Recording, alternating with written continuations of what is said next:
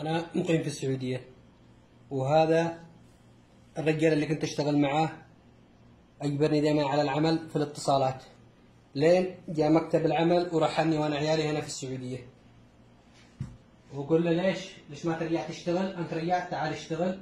وقاعد تهددني إني متخلف ورجعت آخذ عيالي عشان أسفرهم، وياخذوني الاستراحة اختطاف، وياخذون علي 8000 ريال. خلوني دقيت على أخوي حولها غصب. وهذا كله منهم مشاري الشيباني، محمد عبد الله، مشاري سوار الشيباني، ومحمد عبد الله ابو طمزه، شيابين في القريه الشعبيه. وهذا كله ليش ما رجعت اشتغل عندهم؟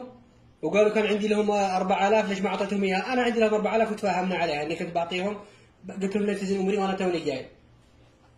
وبنفس الوقت يقول ليش تروح تبيع اجهزه مع الزباين وانت ما يعني تاخذ علينا الزباين؟ انا ما عندي عندهم ولا عند زباين. دق علي زبون يبغى جوال، شراه، ثم في الاخير رد قال ما عاد يبغاه واخذ فلوسه. وهذا كله حقد. ها